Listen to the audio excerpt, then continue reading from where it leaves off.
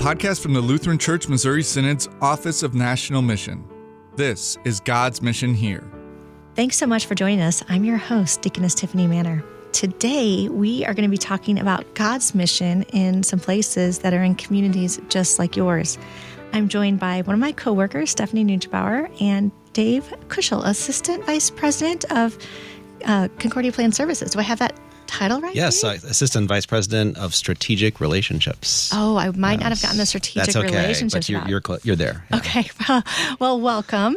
And in addition to your title, how about if you tell our listeners a little bit more about yourself and the other vocations you have in addition to the work at Concordia Plans? Yeah, absolutely. Thanks so much, Stephanie. Tiffany, it's great to be here and talk about this topic. As Stephanie said, professionally, I work for Concordia Plans Services. We'll talk a little bit more about that later. That's an entity here in the LCMS, some of you may be familiar with. But really what we're here mostly to talk about, I think, is some of the ways that I've been able to serve and support in some of the ministries that my family and I are involved in. Specifically, I'm a member at Christ Memorial Lutheran Church here in the St. Louis area. And my children are both graduates of Green Park Lutheran School. They are both in college now, so they're past those days, but Green Park is a pre-K through 8 school. And I was able to serve in a number of ways at both of those ministries and continue to. Oh, that's great. So you've done a lot of work for the church in various ways, both in your professional life and your personal life. I've been here at Concordia Plans for almost 11 years and been serving in these capacities for longer than that. So it's been a real blessing. Oh, that's great. We often like to start this particular podcast, God's Mission Here, with the basics about God's mission, where it is and who gets to be involved. And perhaps you want to share your perception of God's mission. I know in the Office of National Mission, we like to encourage people to see that it's not something far away or exotic in another country, but the work that God gives us to do right where He places us and the vocations He gives us. And so people can look around and see God's mission right near them. Absolutely. And we came here to talk today, and we'll get more into this, about lay people and how lay people can be leaders within their home ministries, at their community, that they're a part of with their family. And that's some of the great positions I've been able to have over the years, and we can talk about that for sure.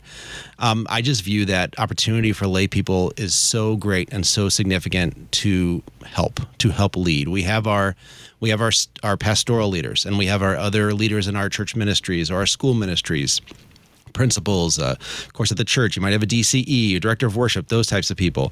But there's really great opportunity for lay people to use the skills, the talents that God has given them to help in leadership also. My personal background, or professional background, I should say, I do kind of communications, public relations, marketing type work, and have for all of my career.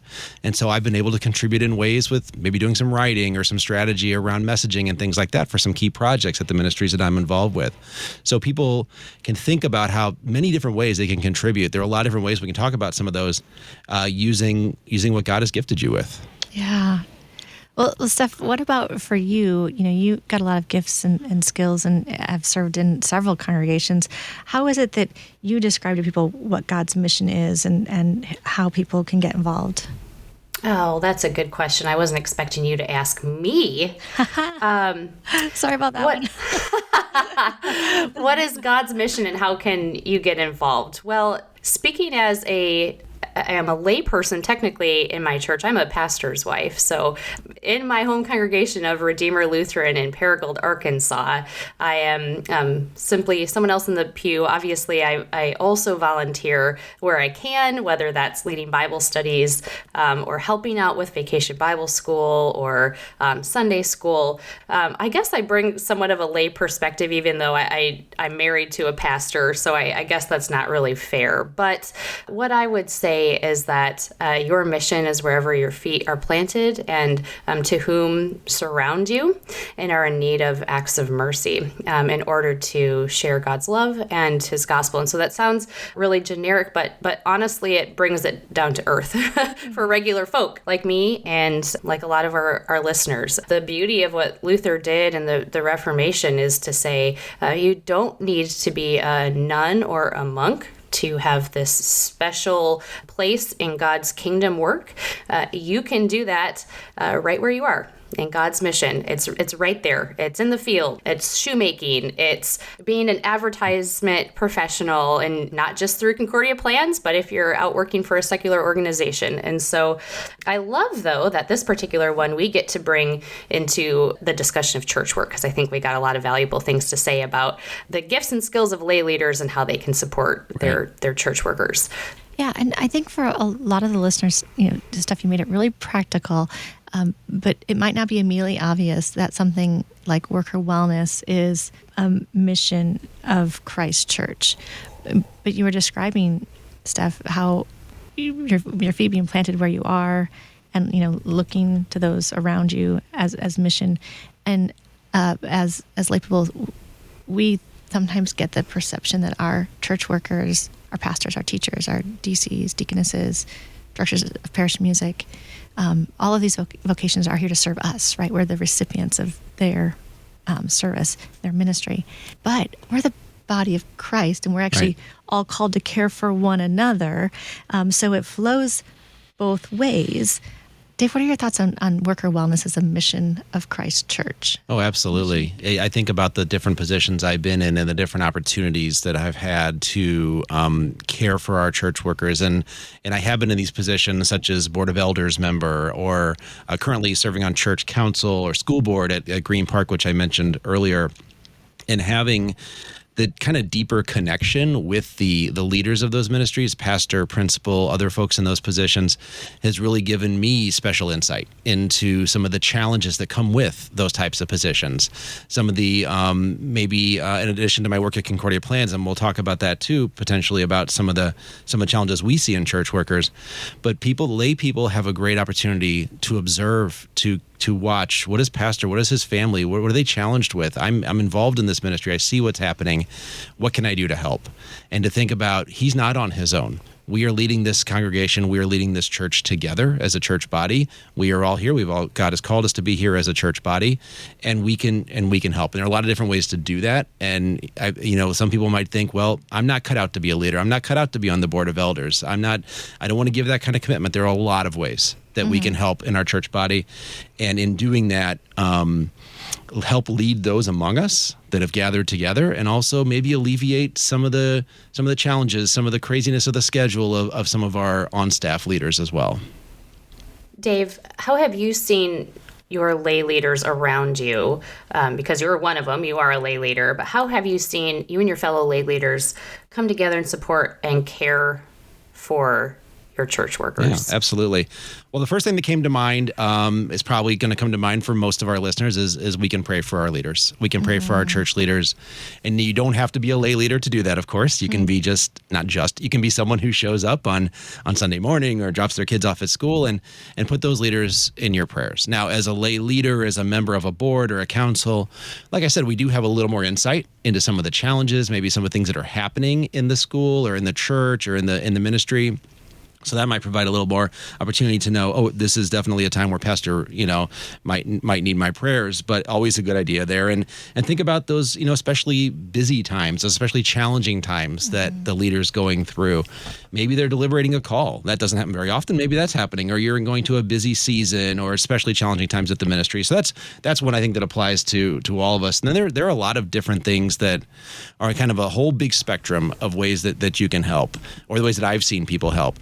At our church, we have a sabbatical policy, and I know not everyone is in a position to say, okay, we have this or we're going to enact this, but we've been able in the last few years to make sure that 2 of our pastors were able to take the sabbaticals that where it's kind of written into the way we work, the way we operate as a congregation. And one of our director of worship did as well recently. So that's a great opportunity to let them go be refreshed and come back and filled with the Spirit, and come back and tell us, this is what I learned, this is what I felt, this is what happened, and it just really adds to the work of the congregation. And on a maybe a more day-to-day level is when I was at the school, we as a board every year, a couple times a year, we would do handwritten notes to the teachers, and we would say, it's been we might be halfway through the semester and things have been a little rocky, and we just got through conferences or whatever the case is, and it's a little bit of a challenging time. So let's write those handwritten notes. And we got a lot of response from teachers that we really appreciate that. And it's not about money. Sometimes we put in there a $5 Starbucks gift card or something like like that, and that helps too.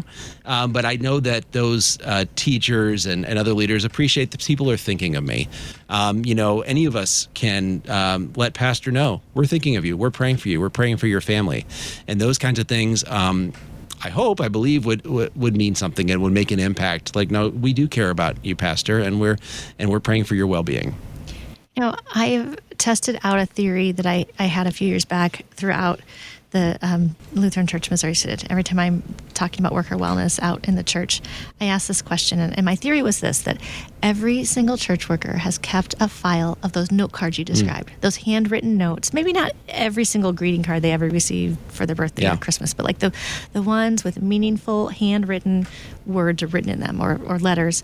And so I've asked the church workers this, and every single church worker I've asked this question of says, yes, I have kept a file for those days that are hard, when I'm discouraged, when Satan would like to have me confused and think about giving up. I can pull out this file and read through those cards and see the impact of the ministry on the people that I've been serving. Yeah, So absolutely. It is something anyone can do. It is. You don't have to be elected leader, chosen for account, or whatever the position is. Yeah. Anyone can do that, right? Or pick up the phone. Yeah. Yeah. Well, this may seem kind of obvious, but I think it's worth stating, or at least putting some ideas out there, what kind of impact. We've mentioned an impact of what these cards do, but what kind of impact have people said to you, Dave, or have you just felt has that had on the health and well-being of the church workers that's done for? Yeah, I mean, that specific example I'm thinking of, as I mentioned, we did this on the school board at the Lutheran school, and we would send out the handwritten notes. And for a couple years, we were doing school board members would adopt a couple of teachers, and we would do more than just, we would do monthly kind of correspondence and encouragement. And so for us, it was about the sending, and then we would very often get something back. Or you would see that teacher next time you were up at the school and you're dropping your child off, or at the next activity. And people are just so appreciative to know that they're being thought of, that they're being cared for. And as leaders of the school board, maybe it felt a little bit different than, but I don't think it has to. Any one of us, like we said, can certainly do that. And while there are certainly maybe grander things that might take more time, that might take more expense, or whatever it is, but there are little things like that we can all do to let them know we care. So I just pulled up an article that came up in my Google News feed just yesterday. And I mean, it's my personalized news feed, so Google's figured out the kind of stuff I like to read about. And it was saying it was about appreciation and for employees. And so while our church workers are not, oftentimes we don't consider them employees. They are employees, but they're an integral part of the ministry. They're more than employees. Right. But this is relevant. So this article was saying expressing appreciation boosts the dopamine and serotonin in both the giver and the receiver, activating brain regions associated with motivation, connection, and emotional regulation. So I read that, a lot of big words there, but I read that and I say, God designed our brains to really need and respond to appreciation and recognition from the people in our lives, and what an impact it can make. And so this article went on to go on and say your employees are just that simple act of appreciation and encouragement, how much it can change their work life. And I think two things in my life where I'm not saying I didn't appreciate my church workers before these things happened, but going to be in leadership positions at the church and then coming to work here in the International Center really opened my eyes to I'm not a pastor, I'm not a called worker, but to a little better understanding of what some of those challenges are. Those folks who don't have those kind of roles, or certainly the kind of place I work, it may not occur to them. They may go to church on Sunday and we love pastor, and then we see him a few other, or whatever the case is, and don't always think about that. So it's just a good reminder, I think, that little things can mean a lot. Yeah. Well, certainly now with your professional position with Concordia Plans, you have a pulse on the current health of church workers in ways you didn't before, and certainly the average elder or choir member at church would have. So what do you understand as about the health of the workers, and really perhaps some of the biggest threats to church worker wellness? Yeah, absolutely. Yeah, Concordia Plans, we administer benefits. So health plan is a big piece of that. And a big piece of that is mental health. We kind of address all these things, but we have definitely spent a lot of time focusing on mental health. And it wasn't new during COVID, but there was definitely a spike. And now we look, that's 5 years ago. We're already at this point. But out of that, a lot of entities in the Synod, in a very good way, said this is something we need to be focusing on. And at Concordia Plans, we had already been providing services, and we kind of looked at what we were doing and decided we could do some enhanced things. So these are for church workers who are in our health plan, which is a lot of them are in the health plan. But, we hear things. We do surveys of church workers, mental health surveys. I know your office does some of those same types of things. And we get feedback, like where are they feeling that they need help? Who do they feel that they can talk to? Are they feeling that do they know they have resources through us, for example, or other places? So we hear of challenges of people maybe feeling disconnected, or they don't have anyone to talk to, or they're struggling in an area maybe that's new to them. Maybe they feel like they're kind of under a spotlight because they're in that leadership role on the staff. And so on the mental health side, just kind of to close that loop a little bit, we have programs for those. And we have, just last year, we launched, many people are probably familiar with the employee assistance program concept. A lot of workplaces have that. We were able to launch last year an enhanced EAP. So it basically, a short version is it provides a mental health care navigator to everyone who engages with it to make sure you get the right help at the right time with the right person who can help. And those, I don't have the numbers on me, but I know that the numbers of sessions that have been used is not the right word, but the number of sessions that have taken place this year is on pace to far exceed last year. Take that to mean what it means. It could mean a lot of different things. One of the things it could mean is that church workers are more comfortable now reaching out for help. And so we're very, very happy that we are able to provide that type of a resource. And at Concordia Plans, we don't know who those people are. We don't know what's going on with you. We just see the numbers. And as the numbers grow, it means that people are reaching out for the help that they need. So mental health is certainly a big one. Physical well-being, it's always, for some people, it can be a challenge. We hear from church workers, it can be challenging with the busy schedules, with so many meetings at night. I'm running in every direction, and so that makes it hard to find time to exercise. That might make it hard to find to eat healthier because you're maybe always on the go. And so we have programs that can incentivize healthier habits.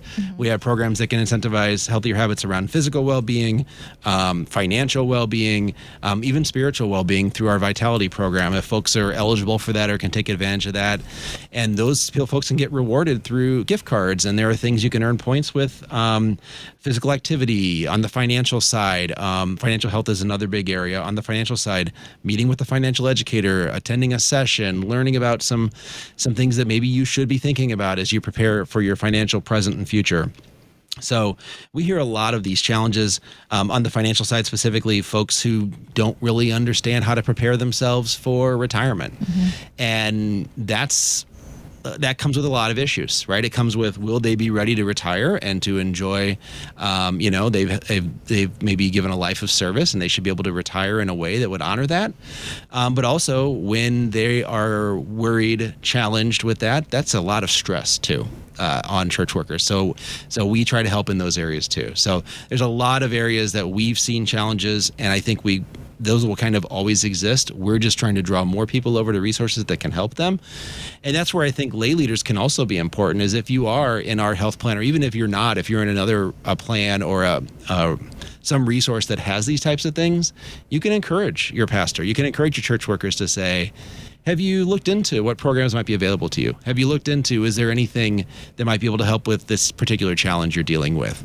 And encouragement so that they might be a little more either knowledgeable or apt to take advantage of that. That's fantastic.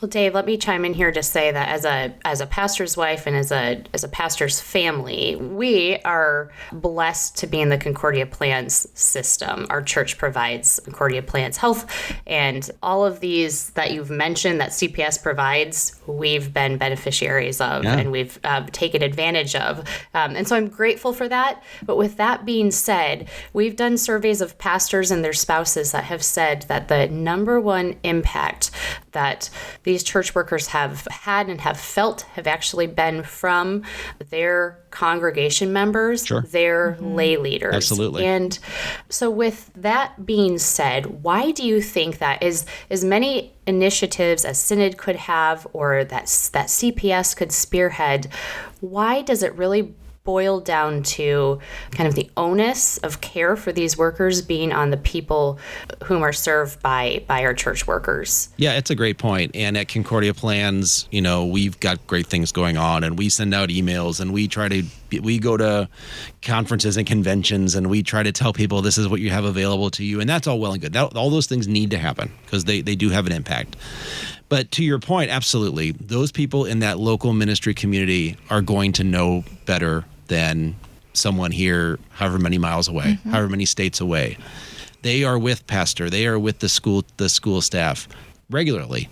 Maybe, every weekend, or you drop your child, like I said, off at school every day, and you form a relationship with your child's teacher. And so you're able to recognize, well, I could tell maybe something. It's just like any other human being, right? We're human. I could tell something might be affecting him or her. I wonder if there's something there. And if you are in a position where as a leader, especially, you might be able to take that opportunity to sit down and say, is there anything I could be helping you with? Is there anything that you're challenged with that you'd like to talk about? Maybe you feel like you don't really want to talk about, but I'm here and I want to help. It's that ability to observe and to know because I'm there, and it's that ability to do something more easily. And the answer for everybody it's not the same answer for everybody that's going to help them or to know that they're cared for, or maybe it's the solution that they're looking for. So what makes sense for this church worker, his or her family, this community? How can we help? That proximity is huge. And if you don't know your pastor or your teacher in a way that would help you kind of make those determinations, then maybe that's a sign that you could get to know them. You could learn more about what does pastor like to do? What does he do when he gets time off? And maybe I could ask him if he wants to go play golf with me. All right, because I can learn, I can have that relationship, which could be really valuable and could go a long way, in addition to all the other kind of messaging that Synod and Concordia Plans and others can share. Yeah, thank you. Well, we have another episode in this season that's specifically about church worker appreciation. And as much as Synod and CPS can do, they can't provide babysitting for my family. That's right. They can't write a handwritten card to everyone, which we've already stated has a really big impact. And my husband being a pastor, I can just tell you that that kind of encouragement, the support that we get from our church family is truly what keeps us going. And it's not just a mental thing. It's very much a spiritual thing too. We're enfleshed beings, and we work in body and spirit. And so to be encouraged and appreciated and supported by our lay people and our lay leaders, sure. It's the gas in the tank. It truly is. Yeah, that's great to hear. And lay people do have that, maybe that lay leaders, I guess, maybe that extra level of insight. Maybe I'm spending that extra time with the pastor, and I have the extra time to observe, there's something going on here. Maybe we can help. Mm-hmm. That's insightful.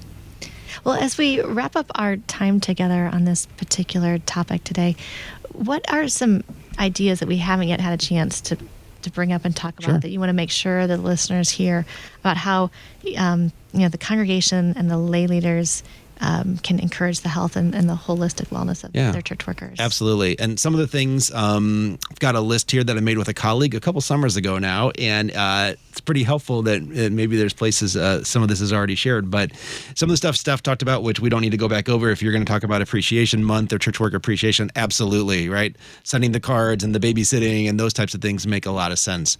If you are in a lay leader position, maybe you are on council or you're on elders or something, you might have a little bit more of ability to say, I mentioned the sabbatical, right? That's not the right fit everywhere, but what are we doing to make sure that pastor is taking care of himself? Is he really taking the day off or the whatever off each week that he's supposed to be? Are we not asking of him something at a time when we shouldn't? Like, be considerate of him, his schedule, his family schedule. Maybe as an elder who's, elders are obviously concerned about the care and the well-being of those in the church body. Maybe an elder sits down with pastor twice a year intentionally and says, how's it going? What's happening in your world? How can we help as a board of elders or as a church body, and maybe with pastor's wife? I mean, and we can get those kind of insights instead of waiting for them, which might not happen, waiting for them to put a hand up and say, hey, we could use some help here. Ask where you might be able to be a resource that you can do things. There are other things, of course, if you're in a decision-making type of role, when you think about, like I kind of mentioned, vacation, if you think about compensation, and those are all things that are out there too to show that you care for your church workers, that you can focus on. If you think about specifically health and wellness, if you have the ability to, maybe pastor or maybe the church staff doesn't have time to get away because their schedule's so crazy. Could we think about maybe there's a room in our church building and we can get a couple of treadmills and we can dedicate a space and say, hey, that's there for you. If you want to go in there, whatever time of day, how many times a week, and the church is paying for that because we think that's important for you to be able to take that time for yourself, and maybe you do it all before you go home in the evening or whatever the case is. So there are a lot of big things, little things in between, creative ideas that folks can use to show their church workers that they care. Those are all great ideas, and I hope that they will be really inspirational to people who might be listening to this and think creatively about what can we do that can help our church workers. Well, thank you so much, Dave, for joining us today. We appreciate all of our listeners listening to God's Mission here. Thanks for joining us. If you liked what you heard, please leave us a review and don't forget to click the follow or subscribe button so that you don't miss out on upcoming episodes. God's Mission Here is a podcast that discusses Christ's gifts of forgiveness, life, and salvation, and how he delivers those gifts where you live and serve.